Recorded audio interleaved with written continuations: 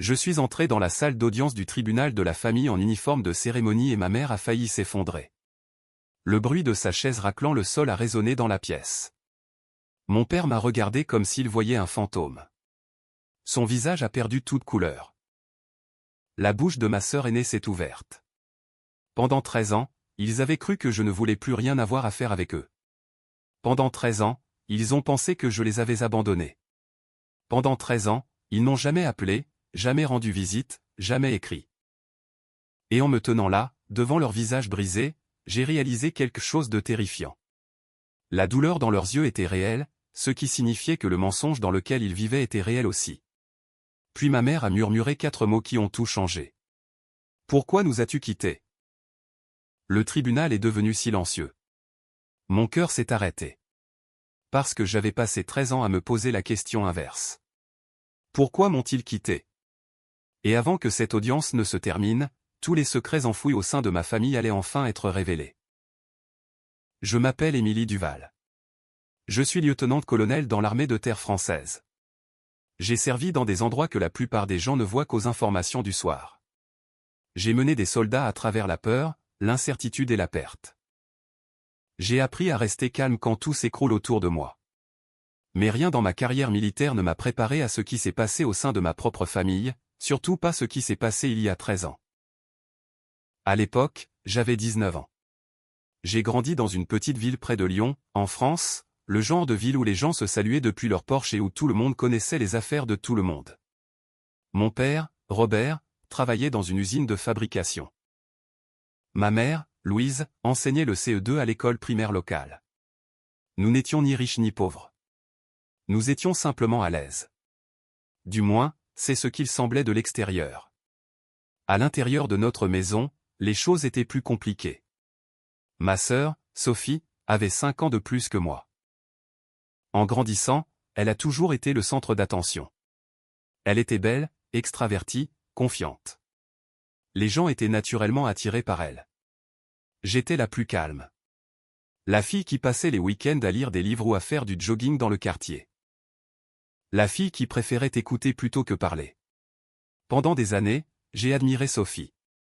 Je voulais son approbation plus que tout. Mais à mesure que nous grandissions, quelque chose a changé. Chaque fois que je réussissais quelque chose, je remarquais une ombre traverser son visage. Quand j'ai obtenu une bourse, quand j'ai obtenu mon diplôme parmi les meilleurs de ma classe, quand les voisins me complimentaient, elle souriait, mais ses yeux ne souriaient jamais. À 19 ans, j'ai pris une décision qui a choqué presque tout le monde. J'ai rejoint l'armée. Ma mère a pleuré. Mon père s'inquiétait constamment, mais finalement, ils m'ont soutenu. La nuit avant mon départ pour l'entraînement de base, nous étions assis autour de la table de la cuisine, mangeant la tourte au poulet maison de ma mère. Je me souviens encore de l'odeur, de la chaleur du four, de la lumière jaune au-dessus de la table, du confort de savoir que j'appartenais à quelque part. Mon père a levé un verre de thé glacé. Nous sommes fiers de toi, Émilie. Ma mère m'a serré la main. Appelle-nous à chaque occasion. Sophie a souri de l'autre côté de la table. Tu vas t'en sortir à merveille. À l'époque, je croyais chaque mot. Je les ai serrés dans mes bras le lendemain matin. Je n'avais aucune idée que ce serait le dernier moment normal que nous partagerions. L'entraînement de base a été plus difficile que tout ce que j'avais imaginé, l'épuisement physique, la pression constante, la solitude. Certaines nuits, je restais éveillé, les yeux fixés au plafond, le manque de chez moi me rongeant la poitrine. Mais chaque dimanche, j'appelais. Ma mère répondait toujours. Au début, les conversations étaient courtes mais réconfortantes. Elle me parlait des voisins, de la dernière partie de pêche de papa, du nouvel appartement de Sophie, des choses familiales normales, des choses qui me rappelaient que j'avais toujours un foyer qui m'attendait. Puis, progressivement, les appels sont devenus plus difficiles. Un dimanche, personne n'a répondu. J'ai laissé un message vocal. Aucune réponse. La semaine suivante, ma mère semblait distraite. La semaine d'après, mon père a écourté la conversation. Les mois passaient. Quelque chose était différent. Je ne pouvais pas l'expliquer. C'était comme parler à des gens qui s'éloignaient lentement. Après ma formation, j'ai été affecté à ma première base. J'ai appelé chez moi avec enthousiasme. Pas de réponse. J'ai réessayé le lendemain. Rien. J'ai envoyé des emails, des lettres, des cartes d'anniversaire, des cartes de Noël. Parfois, je recevais de courtes réponses, parfois rien du tout. Quand les réponses arrivaient, elles semblaient étrangement froides, comme si quelqu'un avait placé un mur invisible entre nous. Un Noël, j'ai envoyé des cadeaux à tout le monde. Une semaine plus tard, j'ai appelé. Mon père m'a remercié poliment. La conversation a duré moins de 3 minutes. 3 minutes. Pour la première fois de ma vie, parler à ma famille était comme parler à des étrangers. J'ai raccroché et j'ai regardé mon téléphone pendant près d'une heure, essayant de comprendre ce que j'avais fait de mal. J'ai rejoué chaque conversation, chaque visite, chaque désaccord. Rien n'avait de sens. Les années ont passé. Ma carrière militaire a progressé. J'ai obtenu des promotions, suivi des formations spécialisées, assumé des rôles de leadership. De l'extérieur, ma vie semblait réussie. À l'intérieur, il y avait une blessure qui ne guérissait jamais. Le silence, l'absence, le sentiment que j'avais en quelque sorte perdu ma famille sans savoir pourquoi. Puis est venu le jour qui a brisé mon cœur complètement. J'ai été promu capitaine. Ce fut l'un des moments les plus fiers de ma vie. J'ai envoyé des invitations des mois à l'avance. J'ai appelé à plusieurs reprises, laissé des messages, envoyé des emails. J'ai même envoyé des notes manuscrites. Le jour de la cérémonie est arrivé. Des rangées de chaises remplies de familles, de conjoints, d'enfants, de parents, de grands-parents, tout le monde acclamant les personnes qu'ils aimaient. Je n'arrêtais pas de jeter un coup d'œil vers l'entrée, attendant, espérant, croyant qu'ils pourraient encore venir. Ils ne sont jamais venus. Les sièges que j'avais réservés sont restés vides. Après la cérémonie, le père d'un autre officier m'a serré la main. Vous devriez être fiers. Vos parents doivent être ravis. J'ai souri, puis je me suis excusé avant qu'ils ne puissent voir les larmes dans mes yeux. Cette nuit-là, assise seule dans mon appartement, j'ai finalement cessé d'espérer. Peut-être qu'ils n'approuvaient pas mes choix. Peut-être qu'ils en voulaient à ma carrière. Peut-être qu'ils ne s'en souciaient tout simplement plus. Quelle que soit la raison, je ne pouvais pas forcer les gens à m'aimer, même si ces personnes étaient mes parents. Alors, je me suis concentré sur l'avenir. Des années plus tard, j'ai épousé David, un autre officier de l'armée. Il était gentil, stable, le genre d'homme qui rendait les jours difficiles plus faciles. Quand je lui ai parlé de ma famille, il a écouté en silence. Puis il a posé une question à laquelle je ne pouvais pas répondre. Quand est-ce qu'ils t'ont dit la dernière fois qu'ils ne voulaient plus de toi? J'y ai réfléchi et j'ai réalisé qu'ils ne l'avaient jamais fait. Pas une seule fois. Mais à ce moment-là, le silence lui-même ressemblait à une réponse. Puis notre fils, Lucas, est né. Le tenir pour la première fois a changé quelque chose en moi. J'ai regardé son petit visage et je ne pouvais pas imaginer disparaître volontairement de sa vie. Pas pour un jour, pas pour un an. Certainement pas pendant 13 ans. J'ai envoyé des photos à mes parents, des faire-part de naissance, des cartes de Noël, des nouvelles, des photos des premiers pas de Lucas, de son premier jour de maternelle, de sa dent de devant manquante. Rien n'est revenu. Rien. Au fil des ans, je me suis convaincu que lâcher prise était plus sain que d'espérer. Mais certaines nuits, après que Lucas se soit endormi, j'ouvrais de vieux albums de photos de famille. Je regardais des photos d'anniversaire et de vacances d'été et je me demandais comment une famille pouvait simplement disparaître. Ce que je ne savais pas, c'est que mes parents se posaient leurs propres questions. Ce que je ne savais pas, c'est que quelqu'un se tenait entre nous à chaque étape. Quelqu'un qui contrôlait chaque message, chaque lettre, chaque opportunité. Quelqu'un qui réécrivait soigneusement nos vies pendant que le reste d'entre nous lui faisait confiance. Étage 13 ans plus tard, ce mensonge commençait enfin à se fissurer. Deuxième partie, la gardienne des mensonges. Pendant la majeure partie de ma vie, j'ai cru que la distance avait détruit ma famille. L'armée m'avait envoyé à travers le pays, puis à travers le monde. Mes parents vieillissaient. La vie avançait vite. Les relations s'estompaient. Cette explication était douloureuse. Mais c'était plus facile que la vérité. Parce que la vérité exigeait que quelqu'un détruise activement ce qui existait autrefois. Et pendant longtemps, je ne pouvais pas imaginer que quelqu'un fasse quelque chose comme ça, surtout pas ma propre sœur. La première fissure dans cette illusion est apparue des années plus tard, même si je ne le savais pas à l'époque. À l'époque, quand Sophie avait 24 ans et que je venais de partir pour l'entraînement de base. Nos parents ont commencé à dépendre d'elle plus que jamais. Elle vivait à seulement 15 minutes. Elle passait plusieurs fois par semaine. Elle aidait papa avec les papiers. Elle conduisait maman à ses rendez-vous. Elle a configuré leur service bancaire en ligne. Elle s'occupait des problèmes techniques chaque fois que leur ordinateur déraillait. Naturellement, elle est devenue le pont entre eux et le reste du monde, y compris moi. Au début, il n'y avait rien de suspect. En fait, j'étais reconnaissante. Chaque fois que j'appelais chez moi et que je ne pouvais pas joindre mes parents, Sophie répondait souvent « Maman est sortie faire des courses. Papa fait la sieste. Ils t'appelleront plus tard. » Des explications simples, des explications raisonnables, le genre que personne ne remet en question, surtout quand on fait confiance à la personne qui les donne.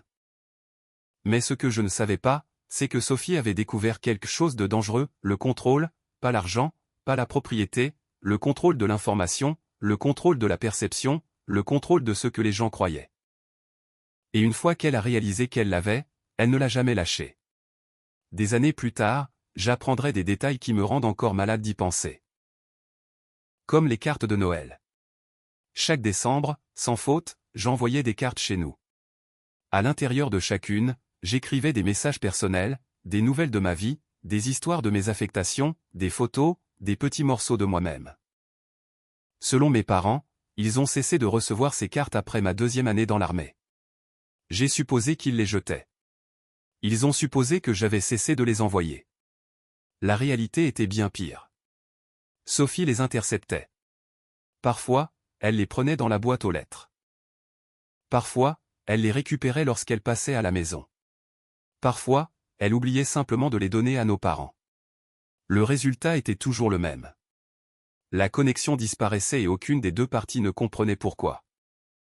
La manipulation s'est développée lentement, comme la rouille qui se propage dans le métal. Pas perceptible au début. Puis soudain, partout. Un après-midi, alors que j'étais en poste à Bordeaux, j'ai appelé chez moi après avoir obtenu une promotion. Ma mère n'a pas répondu. Sophie a répondu. Je me souviens clairement de la conversation. Et, tu peux dire à maman et papa que j'ai été promu sergent-chef ? Il y a eu une pause. Bien sûr, a-t-elle dit. C'est super. Mais sa voix semblait neutre, presque irritée. J'ai ignoré cela. Pourquoi pas ? Je n'avais aucune raison de me douter de quoi que ce soit. Des mois plus tard, lors de l'audience au tribunal, mon père a témoigné qu'il n'avait jamais été au courant de cette promotion. Pas avant 13 ans plus tard.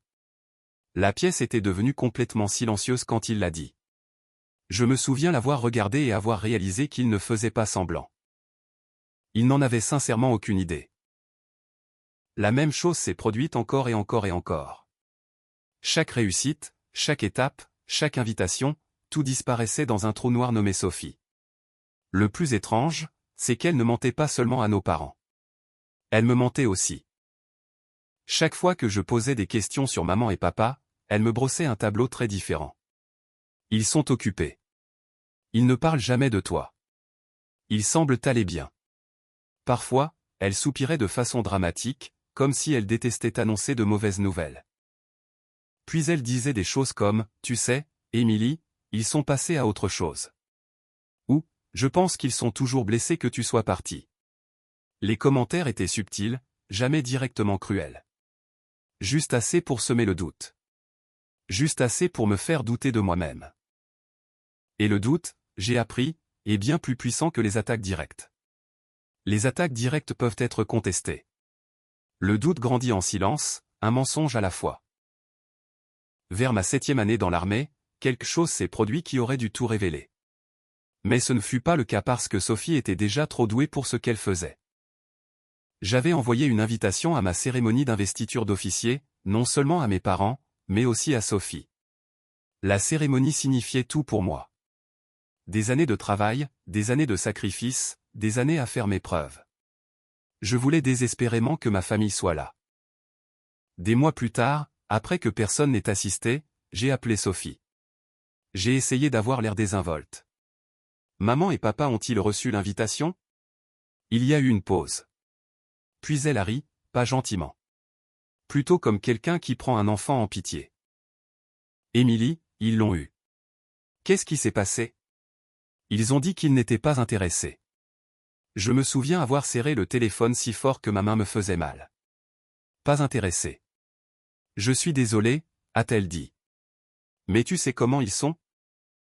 Non, je ne savais pas comment ils étaient parce qu'à ce moment-là, je les reconnaissais à peine. Cette conversation m'a hanté pendant des années.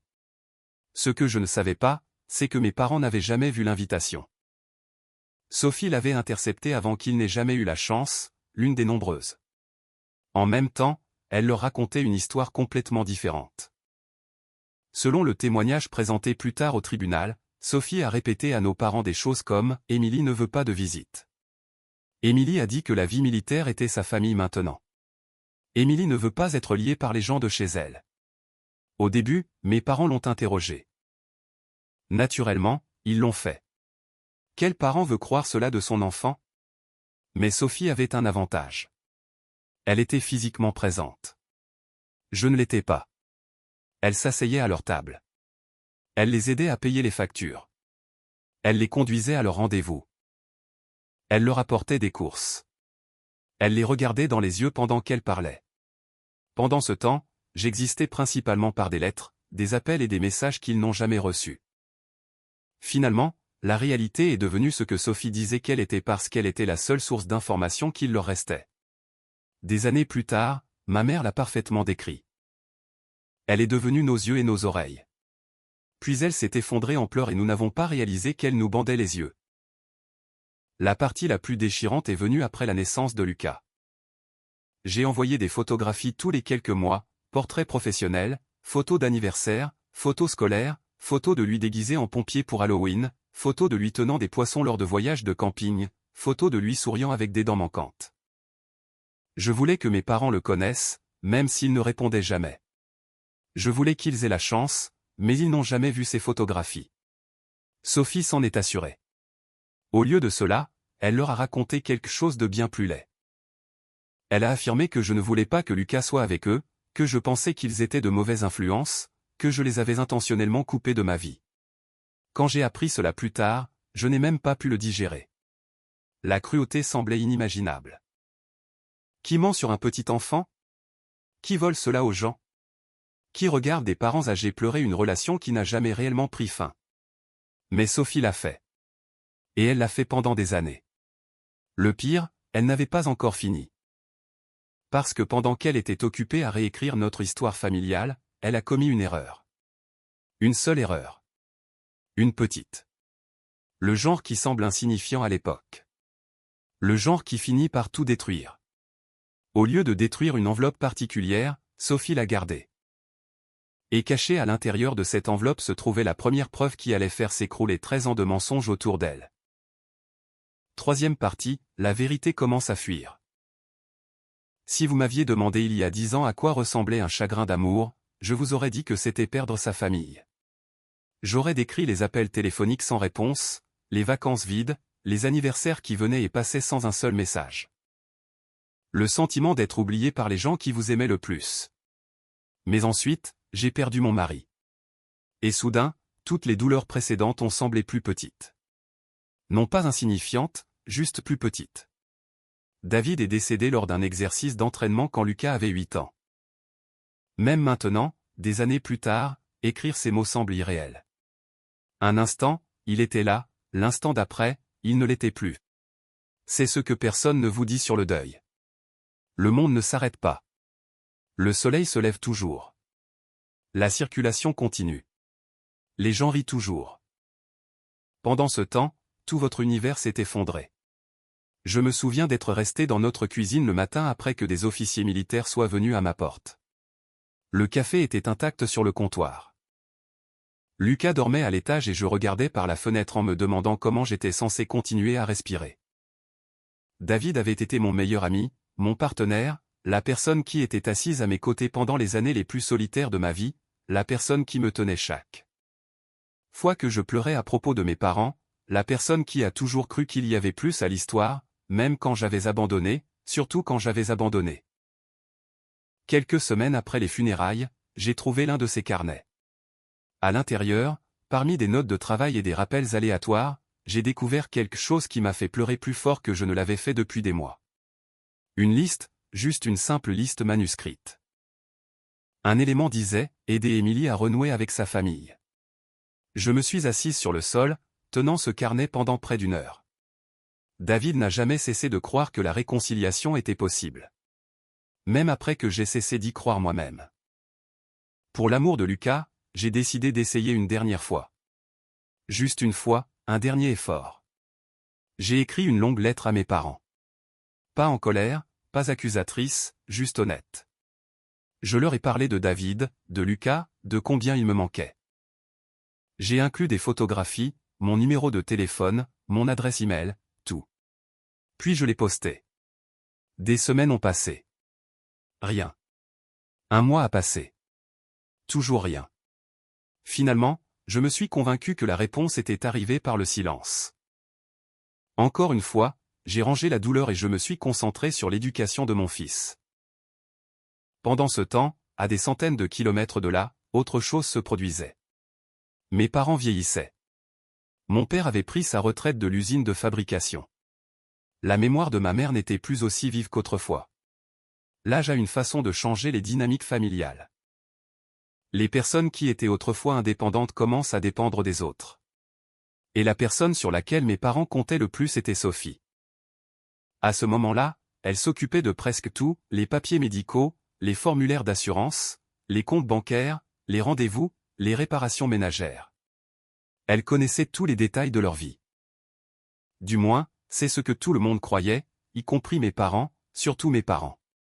Au fil des ans, Sophie s'était forgée une image de fille dévouée, de fille fiable, de la fille qui est restée par rapport à moi, la fille qui aurait prétendument disparu. L'ironie fait encore mal parce que pendant qu'elle recevait le crédit pour sa loyauté, elle détruisait activement la famille qu'elle prétendait protéger. Mon père a admis plus tard qu'il y avait eu des moments où les choses ne collaient pas tout à fait. De petits moments faciles à ignorer, comme entendre des voisins me demander de mes nouvelles, ou recevoir des cartes de Noël d'amis communs qui mentionnaient des choses que je n'aurais jamais partagées. Parfois, il posait des questions à Sophie. Ses réponses venaient toujours rapidement, avec confiance, presque trop de confiance. Émilie ne veut pas de contact. Émilie a demandé de l'intimité. Émilie a dit qu'elle était occupée. Au fil du temps, interroger est devenu épuisant, alors il a arrêté. C'est ainsi que fonctionne la manipulation.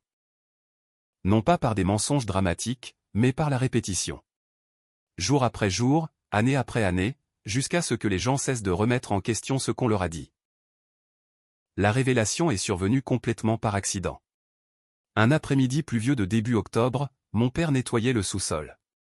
Du moins, c'est ainsi qu'il l'a décrit plus tard. Le sous-sol était devenu un espace de rangement au fil des ans. Vieux meubles, décorations de Noël, cartons que personne n'ouvrait plus. En déplaçant une étagère, il a découvert un conteneur de rangement en plastique caché derrière plusieurs cartons plus grands, un qu'il ne reconnaissait pas curieux, il l'a sorti. À l'intérieur se trouvaient des dizaines d'enveloppes, de photographies, de cartes de vœux, de paquets qui n'avaient jamais été ouverts. Un instant, il a supposé qu'ils appartenaient à Sophie. Puis il a vu mon nom, Émilie Duval, sa fille. La fille qu'il croyait l'avoir abandonnée. La fille qu'il croyait ne pas l'avoir contactée depuis plus d'1 décennie. Il a ouvert la première enveloppe, puis une autre, puis une autre. À l'intérieur de chacune se trouvait la preuve qui brisait tout ce qu'il pensait savoir. Lettres, cartes de Noël, messages d'anniversaire, photos, nouvelles de ma vie, de ma carrière, de ma famille, de Lucas, page après page, année après année.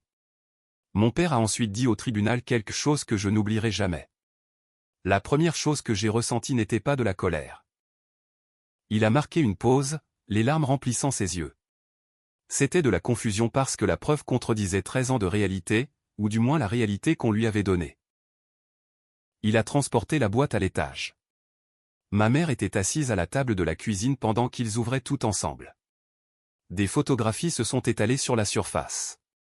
Des photos de Lucas bébé, de Lucas enfant en bas âge, de Lucas petit garçon. Des étapes entières de sa vie qu'il n'avait jamais vues. Ma mère a pleuré si fort qu'elle pouvait à peine respirer. Une photographie la plus affectée que les autres. Elle montrait Lucas, vers l'âge de 6 ans, tenant une pancarte faite à la main. La pancarte disait « Joyeux anniversaire, mamie ». Au dos, de mon écriture, j'avais écrit « Il a voulu le faire lui-même ».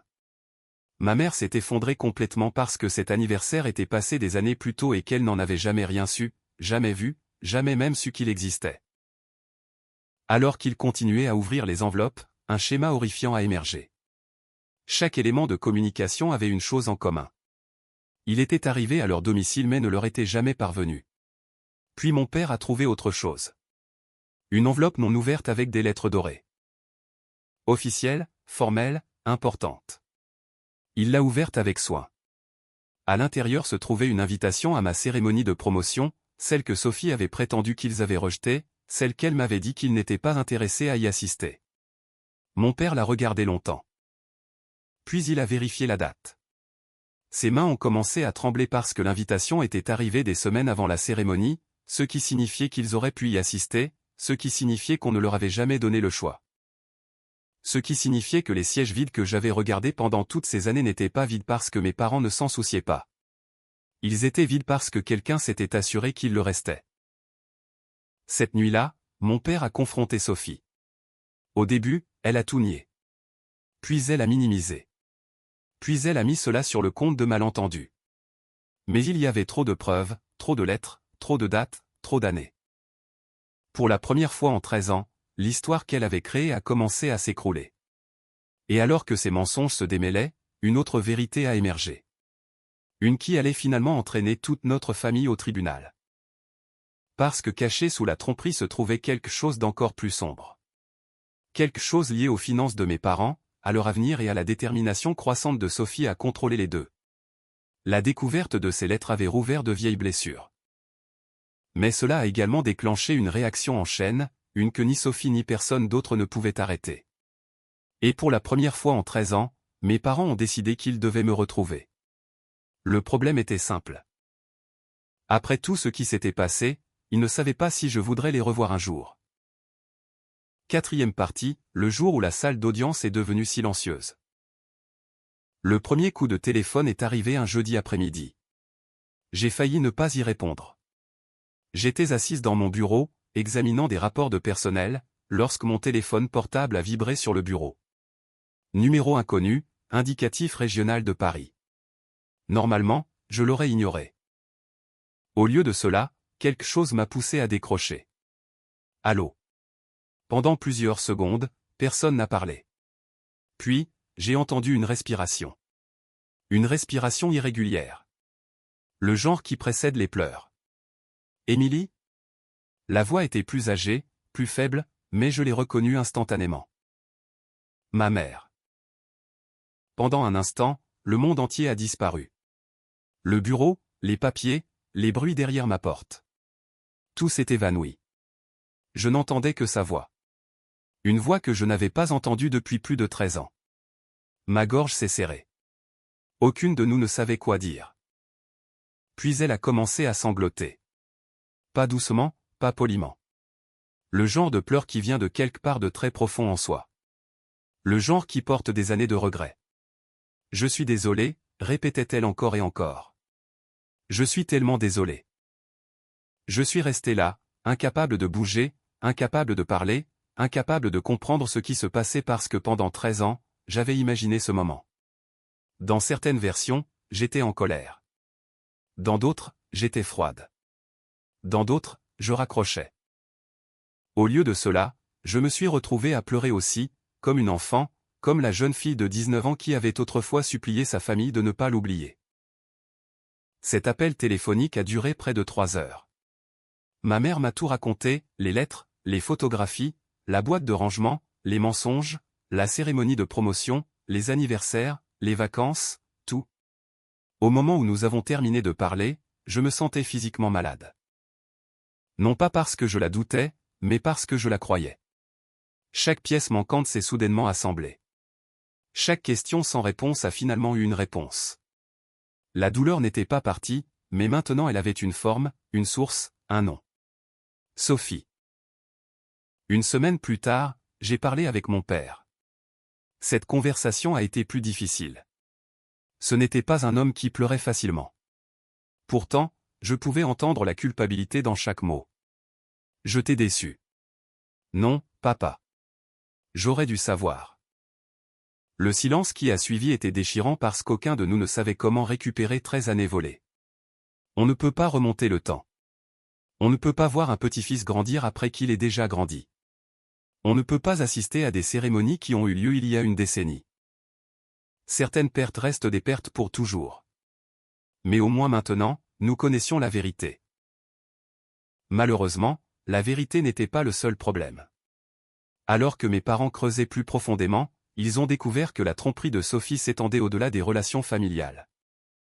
Au fil des ans, elle s'était progressivement immiscée dans presque tous les aspects de leur vie financière. Comptes bancaires, décisions médicales, documents de propriété, planification de la retraite. Au début, cela semblait inoffensif, voire utile. Mais une fois que des questions ont commencé à être posées, des incohérences sont apparues partout, transactions que personne ne se souvenait avoir autorisées, documents signés dans des circonstances douteuses, fonds transférés entre comptes. Plus ils enquêtaient, plus les choses devenaient laides. Finalement, des avocats sont intervenus. Puis des enquêteurs financiers, puis le système de justice familiale. Sophie a lutté agressivement. Selon elle, elle n'avait rien fait de mal. Elle prétendait qu'elle protégeait nos parents, protégeant la famille, protégeant tout le monde. L'ironie aurait été amusante si elle n'avait pas été si tragique. Lorsque la date de l'audience est arrivée, des mois s'étaient écoulés. Mes parents m'ont demandé si je viendrais, non pas parce que l'affaire dépendait de moi, mais parce qu'ils avaient besoin de moi. Une partie de moi voulait refuser. Une partie de moi voulait rester loin de tout cela. Après tout ce qui s'était passé, personne n'aurait pu me blâmer. Mais les mots de David n'arrêtaient pas de revenir, ou plutôt les mots qu'il avait écrits dans ce carnet, aider Émilie à renouer avec sa famille. Alors j'ai dit oui. Le matin de l'audience, je me suis tenu devant un miroir, vêtu de mon uniforme de cérémonie de l'armée. Chaque ruban, chaque insigne, chaque symbole représentant des années de service. Des années que mes parents n'avaient jamais pu voir. J'ai regardé mon reflet pendant un long moment. Puis j'ai pris une photographie, prise des années plus tôt lors de ma cérémonie de promotion. La cérémonie où 2 sièges étaient restés vides. J'ai glissé la photo dans mon dossier et je suis parti. Le palais de justice était sous un ciel gris parisien. Un vent froid soufflait sur le parking. Alors que j'approchais de l'entrée, je me sentais plus nerveuse qu'avant les inspections militaires, les déploiements ou les évaluations de commandement, car les soldats étaient plus faciles à comprendre que la famille. À l'intérieur, des gens remplissaient la salle d'audience. Avocats, greffiers, observateurs, membres de la famille. Puis j'ai vu Sophie. Pour la première fois en 13 ans, elle semblait plus âgée, plus fatiguée, mais la confiance demeurait, du moins au début. Puis les portes de la salle d'audience se sont ouvertes et je suis entré. Tout a changé. J'ai vu ma mère en premier. Elle s'est tournée vers l'entrée. Ses yeux m'ont trouvé. Pendant une seconde figée, elle n'a pas bougé. Puis sa main a volé à sa bouche. Tout son corps a commencé à trembler. Mon père s'est tourné ensuite. La couleur a fui son visage. Il ressemblait à un homme regardant quelque chose d'impossible. Un fantôme, un miracle, un cauchemar, peut-être les trois. Sophie a suivi leur regard, et soudain son expression s'est brisée. Pas de façon dramatique, pas comme dans les films. C'est arrivé silencieusement. Un léger changement autour des yeux. Un léger serrement de la mâchoire. L'expression de quelqu'un qui réalise que l'histoire qu'il a construite est sur le point de s'effondrer. J'ai pris mon siège. L'audience a commencé. Pendant des heures, des preuves ont été présentées. Registres financiers, témoignages de témoins, documents. Puis la discussion s'est portée sur les lettres, sur la communication que Sophie avait cachée, sur la relation qu'elle avait volée. Une par une, des pièces à conviction sont apparues. Cartes de Noël, lettres d'anniversaire, photographies, emails, colis, registres montrant les dates de livraison, registres prouvant qu'ils étaient arrivés au domicile de mes parents. La preuve n'était pas émotionnelle. C'est ce qui la rendait dévastatrice. Les faiblesses souvent plus que les accusations. Puis est venu le témoignage des témoins. Un facteur à la retraite a décrit avoir livré à plusieurs reprises du courrier de ma part. Une voisine a témoigné avoir vu des colis arriver. D'anciens amis ont décrit des conversations avec Sophie. Les murs se sont refermés lentement, méthodiquement, inéluctablement. Puis mon avocat m'a demandé si je souhaitais faire une déclaration. Je me suis levé. La salle d'audience est devenue silencieuse. Je n'ai pas regardé Sophie. Pas au début. J'ai regardé mes parents. Puis j'ai placé la photographie sur la table des preuves. La cérémonie de promotion. Des rangées de sièges remplis et 2 chaises vides. J'ai montré les chaises du doigt. J'avais réservé ces sièges pour mes parents. Personne n'a bougé. Personne n'a parlé. Toute ma famille savait à quel point ce jour était important. Ma voix est restée calme. Des années dans l'armée m'avaient appris le contrôle. Mais à l'intérieur, je tremblais. Je les ai attendus. J'ai marqué une pause. Je n'arrêtais pas de regarder la porte. De l'autre côté de la pièce, mon père a baissé la tête. Ma mère a recommencé à pleurer. Je pensais qu'ils avaient choisi de ne pas venir. Le silence était lourd, presque insoutenable. Puis je me suis finalement tourné vers Sophie. Pendant 13 ans, j'avais imaginé la confronter. Dans chaque version, j'étais furieuse. Au lieu de cela, j'ai ressenti autre chose. De la tristesse. Parce qu'aucune punition ne pourrait restaurer ce qu'elle avait pris. Aucun verdict ne pourrait rendre les anniversaires perdus, les vacances perdues, les souvenirs perdus, les années perdues. Je l'ai regardé droit dans les yeux. Puis j'ai dit la seule chose qui comptait vraiment. Tu ne m'as pas volé d'argent. La pièce est restée silencieuse. Tu ne m'as pas volé d'opportunité. J'ai pris une lente inspiration. Tu as volé 13 ans à toute une famille. Et pour la première fois depuis le début de l'audience, Sophie n'avait absolument rien à dire. 5e partie, 13 années qui ne pourront jamais être rendues.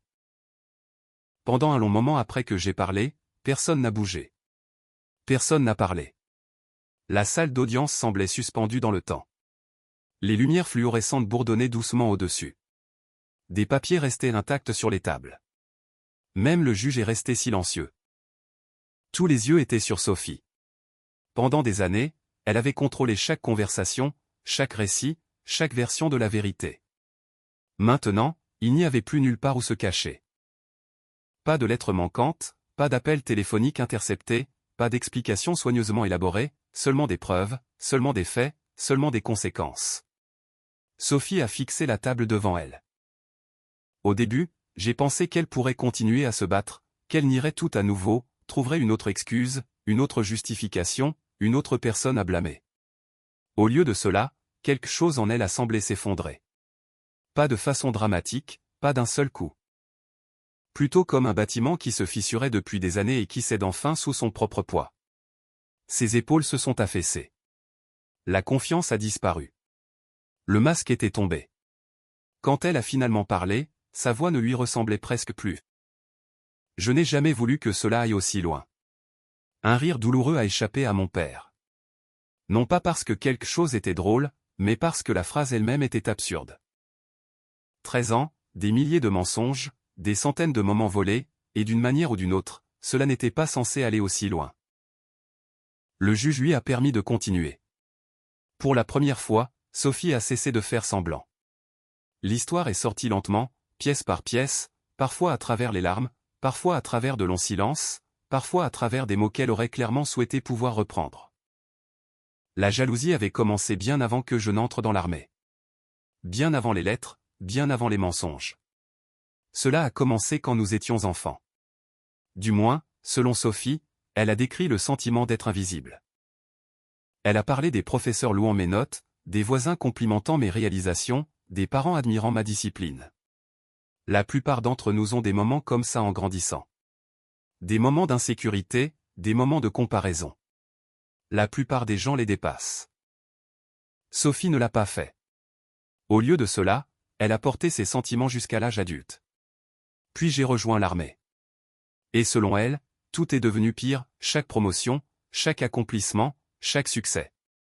Chacun d'eux ressemblait à une preuve qu'elle prenait en quelque sorte du retard. La salle d'audience a écouté silencieusement. Personne n'a interrompu. Personne n'a discuté. Parce que comprendre quelque chose n'est pas la même chose que l'excuser.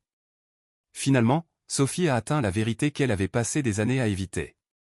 Je voulais qu'ils aient besoin de moi. Les mots ont flotté dans l'air. Simple, honnête, dévastateur. Je voulais être celle sur qui ils comptaient. Ma mère a fermé les yeux. Les larmes ont glissé sur ses joues. Non pas parce qu'elle comprenait enfin, mais parce qu'elle comprenait.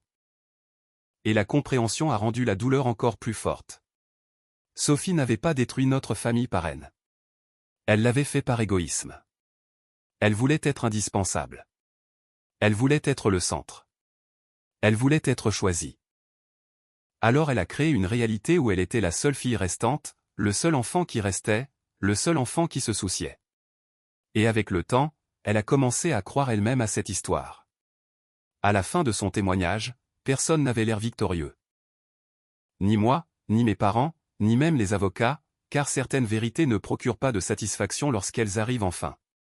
Elles sont juste tragiques. Le tribunal a finalement statué contre Sophie. Plusieurs arrangements légaux concernant les finances de mes parents ont été révoqués. Une surveillance indépendante a été établie. L'autorité qu'elle contrôlait autrefois a disparu. Les conséquences officielles importaient. Mais honnêtement, ce n'est pas ce dont je me souviens le plus. Ce dont je me souviens s'est passé après. Quand l'audience a pris fin, quand les gens ont commencé à partir, quand les avocats ont rangé leurs mallettes, quand le juge est sorti par une porte latérale. Pour la première fois en 13 ans, il n'y avait plus de procédure légale, plus de preuves, plus de témoins, plus d'arguments, seulement la famille, ou ce qu'il en restait. Mes parents se tenaient près de l'avant de la salle d'audience. Aucun des deux ne bougeait. Aucun des deux ne semblait savoir quoi faire. Je comprenais exactement ce qu'ils ressentaient. Il n'y a pas d'instruction pour des moments comme ça. Pas de guide, pas de scénario, pas de moyen de récupérer 13 années perdues en un seul après-midi. Pendant plusieurs secondes, nous nous sommes simplement regardés. Puis ma mère a fait un pas en avant.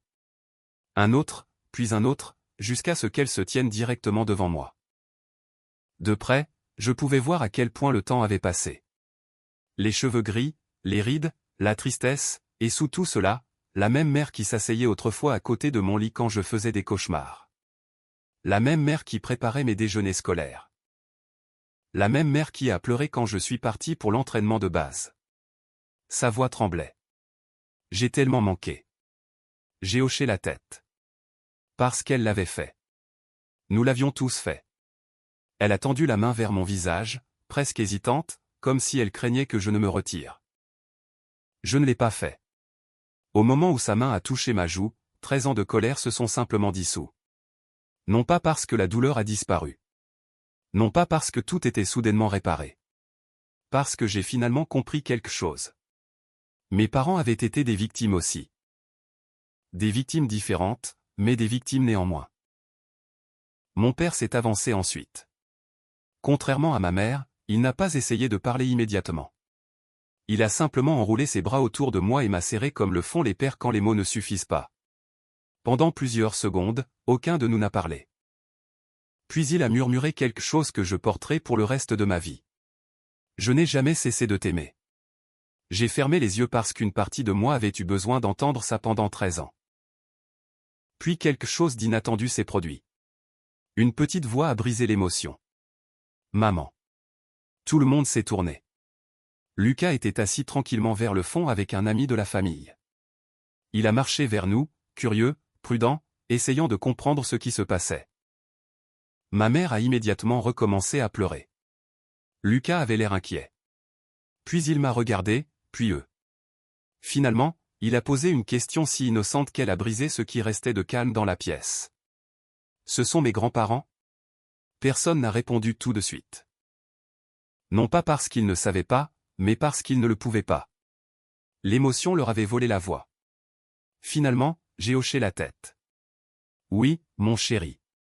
Lucas les a regardés pensivement, puis a souri. Un sourire simple, le genre que seuls les enfants peuvent donner. Sans bagage, sans histoire, sans ressentiment. Bonjour. Ma mère s'est laissée tomber à genoux. Elle l'a serré dans ses bras et a pleuré plus fort que je n'avais jamais vu personne pleurer. Mon père les a rejoints quelques instants plus tard, et là, au milieu d'une salle d'audience presque vide, 3 générations se sont rencontrées pour la première fois.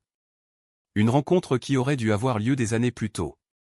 Une rencontre volée par la jalousie, par la tromperie, par l'orgueil. J'aimerais pouvoir vous dire que tout est devenu parfait après cela. Ce ne fut pas le cas. La vraie vie n'est pas comme ça.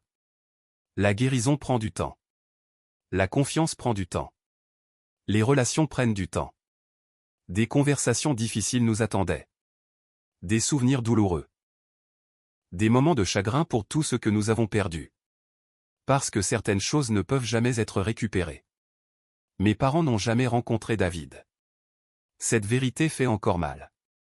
Il a passé des années à encourager la réconciliation, des années à croire en un avenir qu'il n'a jamais vu. Parfois, je pense à quel point il aurait aimé cette fin. À quel point il aurait aimé voir Lucas rencontrer ses grands-parents. Et chaque fois que je le fais, je souris parce que, d'une certaine manière, il a aidé à ce que cela se produise. Aujourd'hui, notre famille a une apparence différente d'autrefois. Plus petite, plus sage, plus fragile, mais aussi plus honnête. Et peut-être que c'est suffisant. Peut-être que la leçon n'est pas que la justice répare tout. Peut-être que la leçon est que la vérité compte. Même quand elle arrive tard, même quand elle fait mal, même quand elle révèle des pertes qui ne peuvent jamais être remplacées. Sophie nous a volé 13 ans. Cela restera toujours vrai. Mais elle n'a pas volé les années qui ont suivi. Ces années nous appartiennent. Et parfois, après que tout ait été enlevé, c'est la victoire la plus significative de toutes. Si cette histoire a touché votre cœur, j'aimerais connaître vos pensées. Avez-vous déjà vécu un malentendu, une trahison ou une séparation familiale qui a changé votre vie? Partagez votre histoire dans les commentaires ci-dessous et dites-moi d'où vous regardez aujourd'hui. Nous avons beaucoup d'autres histoires puissantes comme celle-ci à partager. Des histoires sur la famille, la résilience, la justice et les secondes chances. Alors, abonnez-vous et rejoignez-nous dans ce voyage. Vous ne savez jamais quelle histoire pourrait rappeler à quelqu'un que l'espoir vaut toujours la peine d'être conservé.